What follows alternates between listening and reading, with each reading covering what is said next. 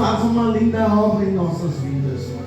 Em nome do Pai, do Filho e do Espírito Santo de Deus. Amém. E graças a Deus. Pode se sentar, adorando ao Rei dos Reis, Senhor dos Senhores. Lembrando que o culto não é meu, não é do pastor, o culto é do Senhor. Então fica à vontade. E se foi da vontade de Deus me escolher para ministrar nessa noite, aquele o seu coração, porque Deus ele vai falar com você. Ele tem as suas maneiras de falar com você. Tem hora que a gente se pergunta por que não é eu, né? Por que não é eu? Sou bem preparado, tenho mensagens extraordinárias, mas tem hora que Deus tem as suas maneiras extraordinárias de falar. E acredito que Deus ele não me trouxe de Minas Gerais à toa. Ele tem uma palavra para o coração dele. Então vai chegar a sua vez, vai chegar a sua hora, e Deus vai te levar a lugares que você não imagina também. Somente creia, porque aquele que prometeu e que nos chamou, ele é fiel para cumprir coisas grandes e firmes que nós não conhecemos. O livro que lemos, o pastor também leu no livro de João. No livro de João, capítulo de número 6. É a mesma passagem, a mesma multiplicação. Quando o pastor me convidou, já tem quase no começo do ano, né, pastor? A mensagem chamou lá, olha, acho que nós vamos fechar com você para estar vindo aqui. E desde já o pregador ou o ministro da palavra já tem logo aquela preocupação, que mensagem eu vou levar. E quando eu comecei a buscar a Deus por uma mensagem, Deus me apresentou essa mensagem. Primeiro ele me deu uma letra de uma música, e logo após eu fui meditar sobre aquilo que Deus tinha ministrado ao meu coração através daquela canção. E quando eu fui ler sobre a multiplicação, quando nós olhamos para essa passagem, é algo do nosso coração se estremecer de bastante alegria, e é uma mensagem muito poderosa, porque traz para nós, apresenta a nós um Deus de milagres, de multiplicações, um Deus de coisas grandes, um Deus todo poderoso, e ele representa tudo isso dentro dos versículos que lemos. Os versículos que lemos, nós temos uma multidão que parou, se assentou para ouvir a palavra, e os discípulos, como disse o pastor aqui nessa noite, os discípulos agora têm essa preocupação sobre a necessidade do povo. O povo estava em um lugar distante, deserto, e a noite já estava chegando, e a preocupação agora é que se dispersam para que eles voltem para os seus lares e comprem o que de comer, para que eles venham se alimentar, para que tenha tempo deles se alimentarem. Mas aqueles que esperam no Senhor, aqueles que confiam no Senhor e permanecem diante de uma palavra, eu não sei se você acredita no poder da palavra, mas quando esse poder é manifesto a nós, quando nós estamos diante, aleluia, de uma palavra, buscando o reino de Deus, a palavra do Senhor vai nos dizer que todas as outras coisas, esse poder alcança, supre as nossas necessidades. Quando nós buscamos o reino em primeiro lugar, Deus ele cuida dos nossos sonhos, dos nossos projetos, ele cuida de nós, ele cuida da nossa vida financeira, sentimental, espiritual. Enquanto nós estamos diante de uma palavra poderosa, esse poder é produzido automaticamente. Nós vamos vivenciar, nós vamos viver os cuidados de Deus para conosco, enquanto nós estivermos debaixo de uma palavra. Então quem está debaixo de uma palavra, a notícia nessa noite é esta: você vai viver, Deus vai cuidar de você nos mínimos detalhes. Você vai viver coisas extraordinárias de Deus. Então não precisa se preocupar, porque tem muita gente que no meio da caminhada pensa em parar, em desistir, desanimar, fraquejar. E Deus está dizendo nessa noite: enquanto estiver debaixo de uma palavra, tudo pode acontecer. Coisas ruins podem te cercar, notícias ruins podem te cercar, mas é eu quem cuido de você. Eu vou repetir nessa noite: enquanto estiver alguém debaixo de uma palavra, Deus está cuidando da nossa casa. Enquanto nós estamos aqui, tem anjos visitando os nossos lares nessa noite. Enquanto você está aqui abrindo a porta para adorar, Deus visita os teus, visita a tua casa. Deus está aí no endereço nessa noite, e a manifestação da glória a nós vai ser revelada.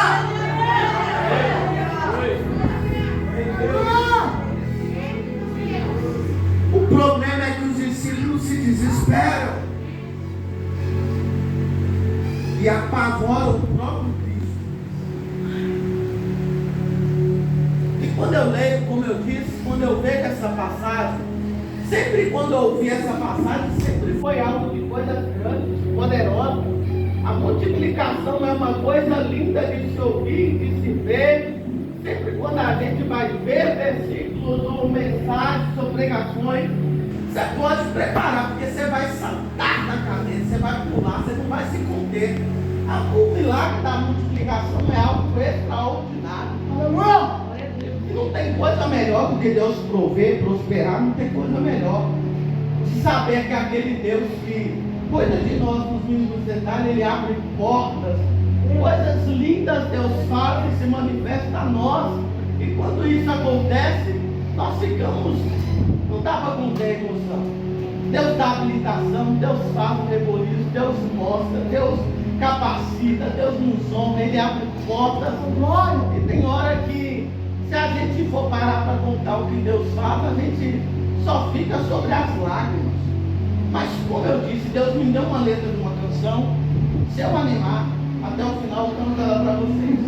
Não ficou tão ruim não. Mas quando eu parei para estudar esse texto, vi coisas grandes.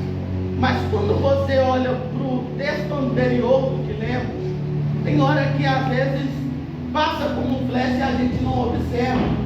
A palavra do Senhor vai nos dizer no primeiro versículo que lemos, no versículo 13, capítulo 14. E Jesus se afastou do barco e foi para um lugar deserto. Repete comigo: deserto. Deserto. E o deserto são lugares onde Deus vai nos levar para nos surpreender. Tem hora que a gente está passando por certos momentos e que a gente não entende. E Deus, Ele só quer te surpreender. Repito, dentro da palavra, Ele sai para um lugar deserto. E a intenção que Cristo dá nesse momento, a aparência, o semblante, o sentimento, é de tamanha tristeza. O milagre é grande e extraordinário, mas o que Cristo está vivendo é uma grande tristeza. E eu explico por quê. Cristo, ele acaba de ficar sabendo que um dos seus discípulos, um dos seus companheiros, ele era seu primo, ele acaba de ser decapitado. E não tem como falar de João Batista, esse homem que foi decapitado, sem ir às lágrimas. João Batista, ele era amigo de Jesus, companheiro de Jesus. Ele era quem, quando Jesus não estava, ele era aquele que firmava as suas palavras. Não tem nada melhor do que a gente ter um amigo ou alguém em quem confiamos, que quando nós não estamos, a palavra permanece, não muda.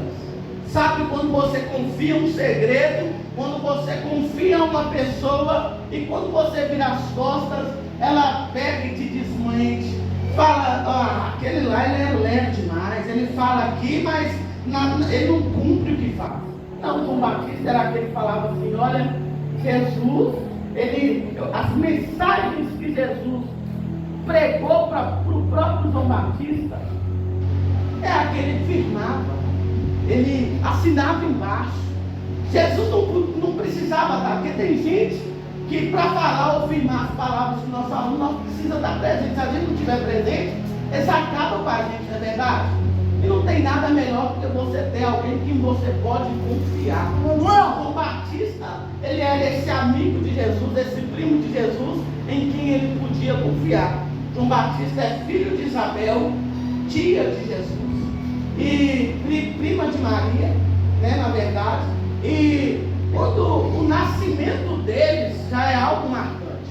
Quando Maria encontra com Isabel, dentro do ventre, João Batista já é batizado e cheio do Espírito Santo.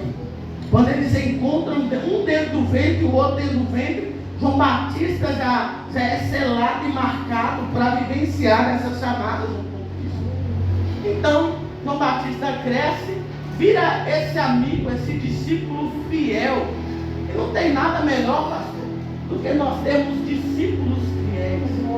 E quando a gente não está, firma a palavra, bate o pé e sabe daquilo que é dentro da visão do ministério, está dentro da visão da igreja. Não tem nada melhor que você ter discípulos que não vai te trocar na primeira visita de igreja que ele foi falar: ó, lá, aqui é melhor do que lá. O pastor lá é lero, de cá que é bênção. Não, João Batista não era esse cara. João Batista era o discípulo que quando o Jesus Cristo não estava, ele estava firmado na mesma mensagem, na mesma fé. Não trocava Jesus por... João Batista não trocava Jesus por nada. E tem hora que Jesus planta nós, Deus coloca nós em certos lugares. Se Deus te plantou aqui, irmão, entenda, nós precisamos entender que se João Batista foi plantado para seguir o ministério de Jesus, em outro lugar, não foi Jesus, não te colocou, não está te chamando para outro lugar. O que Jesus quer é que você cumpra a vontade dele, exercendo aonde ele te plantou, onde ele te colocou. E João Batista era esse cara que se for falar, então João Batista sela essa mensagem dentro do seu coração e prega a mesma mensagem até a morte. Ele sela, ele cumpre a vontade do Pai e vai até o fim, sem abandonar a mensagem de Cristo. E está difícil hoje alguém para nos defender até a morte. Imagina, João Batista foi esse cara que defendeu Jesus até a morte. Dá para nós entendermos isso? É uma mensagem que entra dentro do nosso coração, nos impregna e não sai. É uma mensagem que entra dentro do nosso coração e que, como os discípulos disseram, para onde nós iremos? Se só tu tens a palavra de vida eterna, para onde nós vamos correr se só o Senhor tem a palavra de vida eterna? Eu não encontro outro lugar, não tem outra pessoa, não tem outra mensagem que entrou no meu coração e que eu achasse confiança e que me desse direção para o caminho de vida eterna. Quando nós entendemos que Cristo, Ele trouxe essa mensagem para nós, de vida eterna, de salvação, e que os céus é o nosso lugar, quando nós entendemos isso, e deixamos que essa mensagem, ela entre dentro do nosso coração, não tem lutas, não tem provas, não tem ninguém, não tem desperdício, não tem fofoca, não tem traiçoeiro, não tem quem para afastarmos ou abandonarmos essa mensagem. Então, se tem alguém aqui com dúvida da sua fé, é porque essa mensagem do Evangelho não foi impregnada dentro do seu coração. Quando você abre o coração e entende a mensagem do Evangelho, tinha uma mensagem que até o próprio Cristo não abandonou e foi com ela até o fim. João Batista foi com ela até o fim. A mensagem de salvação, que os céus é o nosso lugar. Quando eu acredito que os céus existem e que o céu é o meu lugar, irmão, eu não abandono Cristo por nada. O altar é o meu lugar, eu não vou abandonar o altar por nada. A igreja é o meu lugar, o povo crente, o povo, a nação eleita, chamada por Deus, escolhida, levantada por Deus. É no meio desse povo que eu quero andar, porque eu entendo que o meu lugar é o céu. Então agora João Batista defende e começa a pregar. Ele prega para um homem, e a ponto desse homem agora a esposa, a mulher lá pega e fala assim: olha, eu vou te dar um presente, minha filha vai dançar. Não quero entrar nesse detalhe, porque o meu foco é outro. Ela vai dançar e você vai. E o cara fala assim: eu te dou até metade do meu reino. E tem gente que troca Jesus por muita coisa, a presença, a palavra, a mensagem por muita coisa. E ela fala: eu te dou até metade. E ele fala: eu te dou até metade do meu reino. E o que ela escolhe? A cabeça de João Batista. Nós conhecemos bem essa mensagem, não quero entrar no detalhe. E agora ela dança e deixa aquele homem louco a ponto de falar assim: olha, é a cabeça dele mesmo que você quer? Eu vejo todo dia ele prega uma mensagem para mim. É isso mesmo que você quer fazer? Nós queremos a cabeça de João Batista. Então decapitam o João Batista, e agora eles mandam a notícia para Jesus. Jesus então pega e no versículo 13 ele está se afastando para um lugar deserto. Tem coisa pior que viver nos dias de luto? Não tem coisa pior do que a gente viver nos dias da nossa tristeza e não enxergar a saída. E sabe o que eu imagino comigo? Eu imagino Jesus indo para o lugar deserto, pensando assim: eu vou ir lá, vou colocar a cabeça dele no lugar, porque se ele colocou a orelha do soldado no lugar, a cabeça de João Batista para ele não era problema. Se ele ressuscitou Lázaro, ressuscitar João Batista para ele também não é problema. Só que acredito eu que o próprio Pai vai ministrar algo no coração de Jesus, e talvez as questões de Jesus seriam essas: deixa eu ressuscitar João Batista.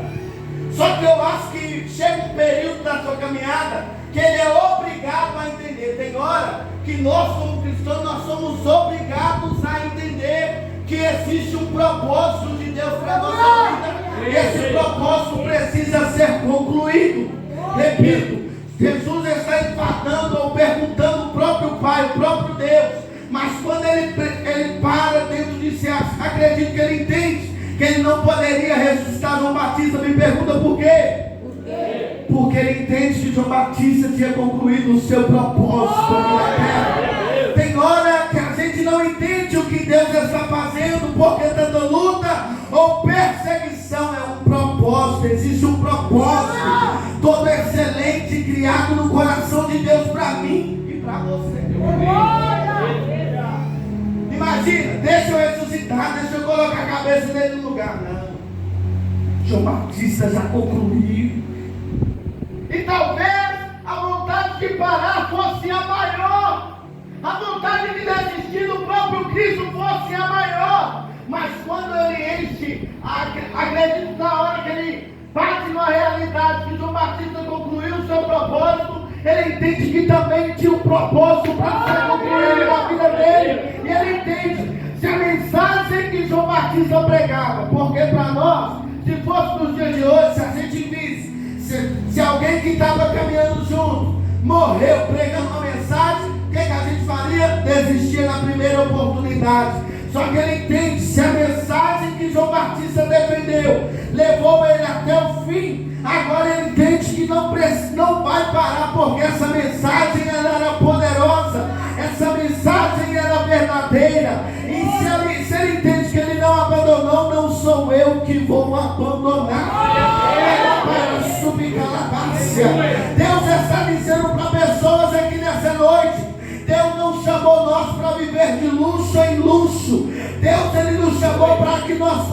fiel a uma mensagem. A mensagem é a palavra dele. Deus não te chamou para te perder. Deus não te trouxe aqui para te dar carro, chave de casa, de moto. Deus te trouxe aqui porque tinha uma mensagem para o seu coração.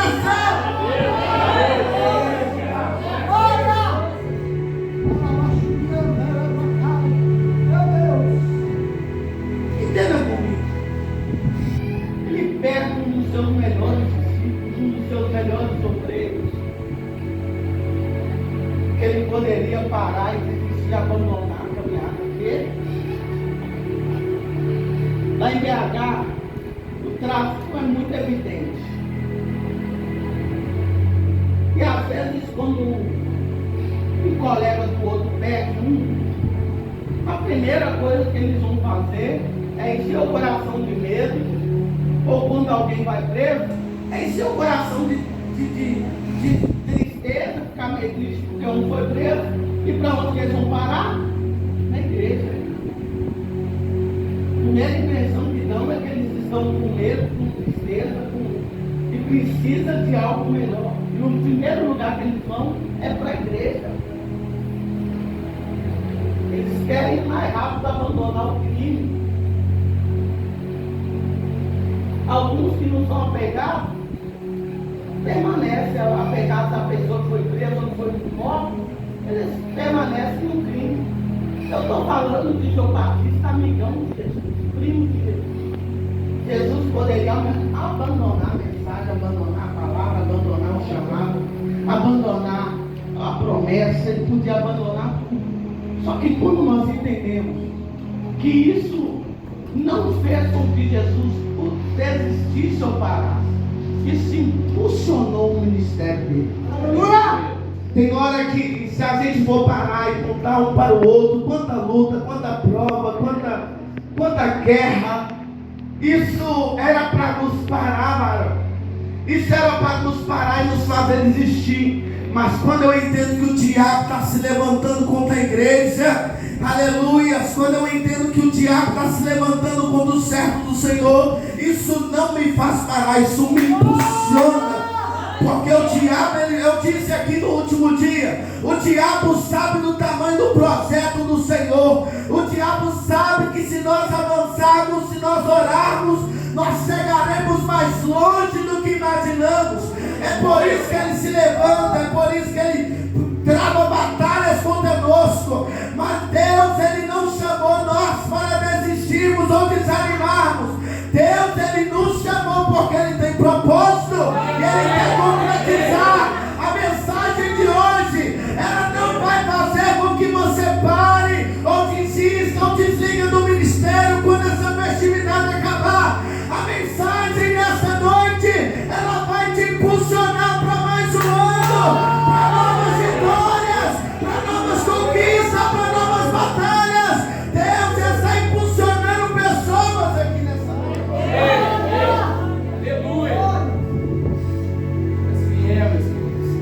Desistir, já tem um monte de gente que desiste. Compromisso, já tem um monte de gente que não quer compromisso. Responsabilidade, já tem uma par de gente que não quer saber de responsabilidade. Mas e você vai ser fiel a essa mensagem?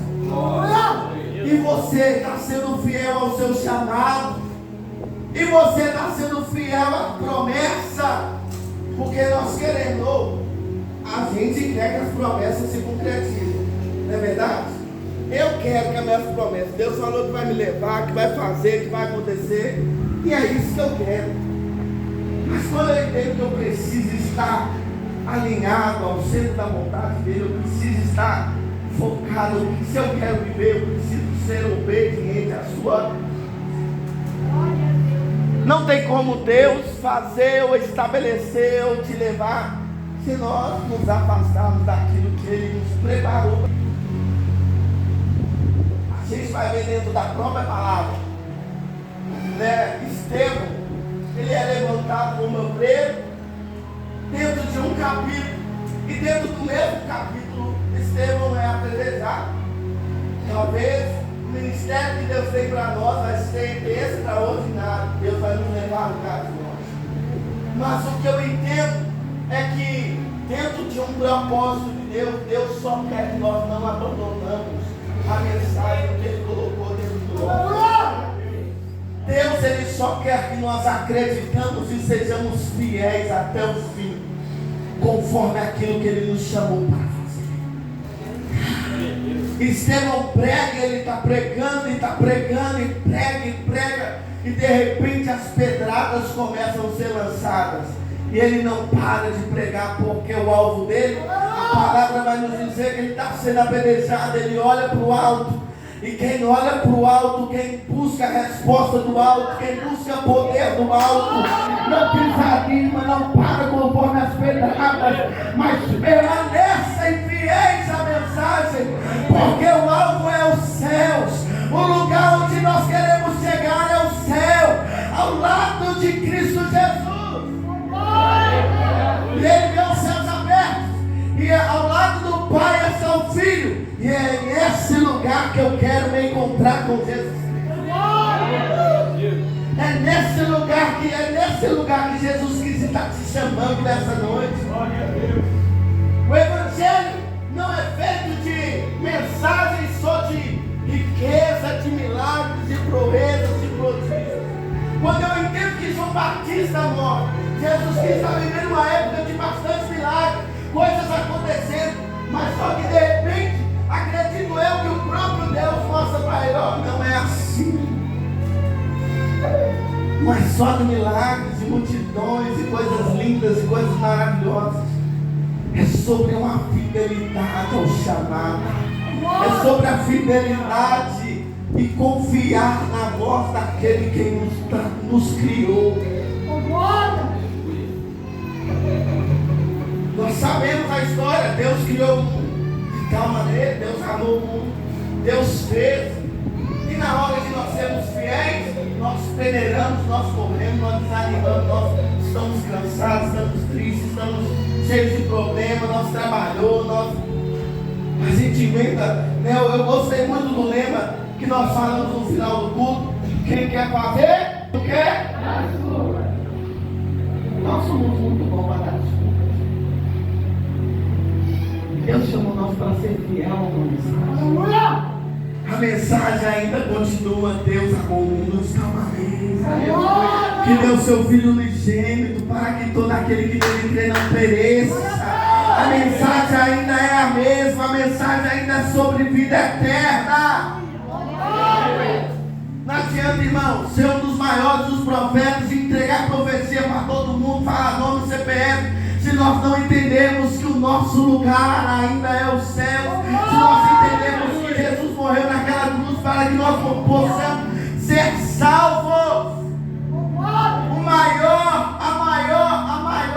Entenda, o maior propósito de Deus é te salvar.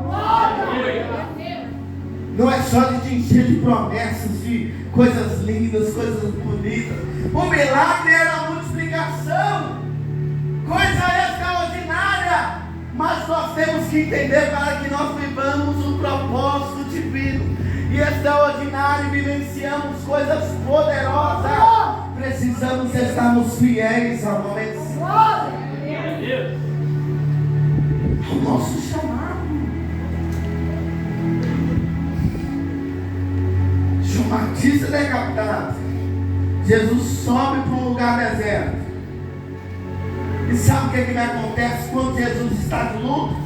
Vem uma grande multidão e começa agora a seguir Jesus. Ele apresenta o que ele olha assim. Imagina, você está de luto, você olha para trás e um povo quer uma mensagem para eles pular, para eles rodar, para eles ser curados, para eles ser batizados, para eles ser renovados. Nós, no nosso pensando consciência, eu estou de luto, hoje eu não vou ficar com a minha família, ficar tranquilo, vou ficar quietinho, é ficar no canto chorando, Deus, a minha vida está assim, por que ele foi, por que ela foi, por que ele partiu? só que ele olha para trás e enxerga algo dele no meio da multidão. Me pergunta o quê? Por quê? A necessidade. A obra de Deus, ela existe, tem coisas que existem e essas coisas são necessidades. É por isso que Deus te levantou, é por isso que Deus está te levantando, é por isso que Deus está te chamando. É porque existem necessidades na obra. E Deus, ele não vai usar talvez quem está nas melhores condições ou na sua melhor fase. Deus, ele vai usar você.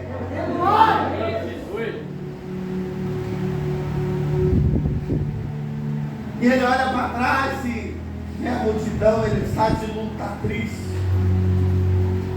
E sabe o que eu entendo com isso?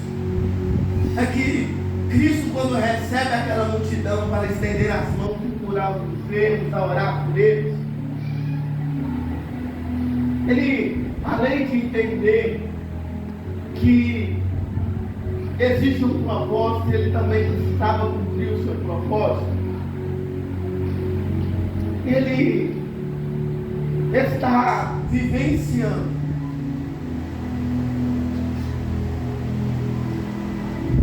o que muita gente perde quando desiste.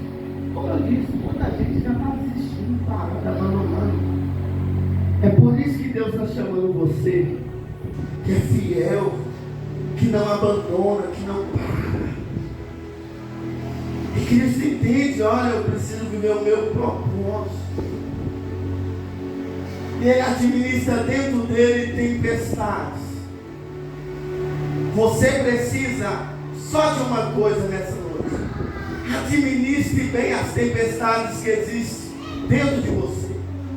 É noite de nós administrarmos bem as crises, as tristezas, os nossos sentimentos, porque eles são a ponte para nós não vivenciarmos multiplicações.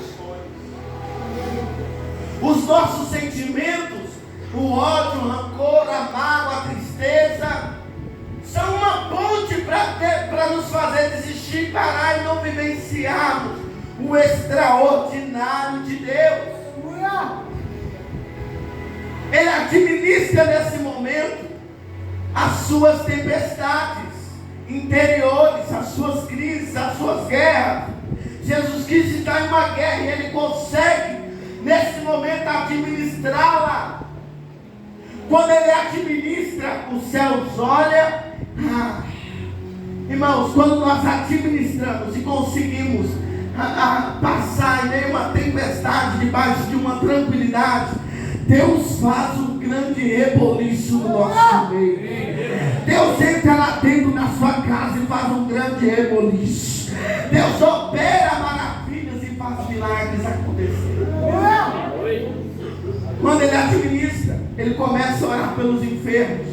E começa os enfermos a serem curados. Imagina, fecha os seus olhos. Dá para você imaginar um culto onde Jesus está de luto e mesmo assim o milagre está acontecendo. As curas se manifestam. Esse mesmo Deus, ele está aqui nessa noite. Esse mesmo Jesus está aqui nessa noite dizendo para nós: existe um propósito e nós precisamos concluir esse propósito.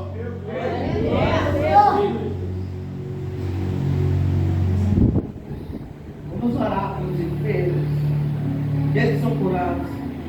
E de repente mais uma nova preocupação. Os discípulos ansiosos começam a preocupar com o que o povo vai comer, com o que o povo não vai comer. Eles, mestre, nós precisamos parar esse culto. Tá uma mesa, tá bom, tá legal, mas o povo vai precisar comer. Tá ficando tarde. E a preocupação, ela também é um sentimento que nos faz perder de vivenciar coisas antes. Os nossos sentimentos são uma maior barreira.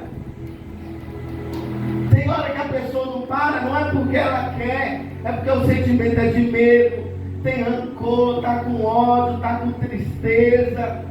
E é uma guerra, é um conflito dentro dela e que ela não consegue muitas das vezes administrá-la. Quando Jesus administra isso, os discípulos pegam, o que é que nós temos aqui? 5 pães e 2? irmãos, tem hora que o pouco que a gente tem vai nos fazer viver milagres no deserto.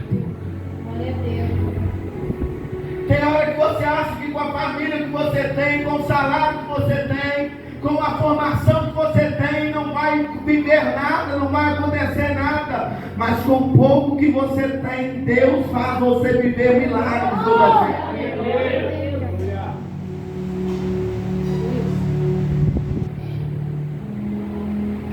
Jesus Cristo acaba aquele culto, o milagre acontece, ele ergue os cestos aos céus e começa a distribuir para o povo.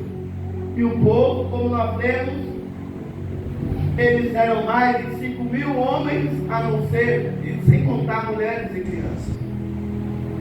Sabe qual que era a mensagem naquele dia? Sabe qual que era a pregação naquele dia? No capítulo que o pastor leu, no versículo 6, no capítulo 6 de João, e no capítulo 5, no capítulo 6, acontece a multiplicação. No capítulo 5, no final do capítulo 5, acontece que Jesus está pregando para essa multidão. E a mensagem agora é: eu não vim testemunhar de mim mesmo, ou falar do que eu sei, do que eu posso fazer. Mas veio um homem que pregou a palavra, e nós podemos testemunhar. A notícia, acredito eu, que estava espalhada sobre aquele lugar. Existe um homem que pregou essa mensagem a ponto de ser decapitado, a ponto de perder a vida por causa dessa mensagem.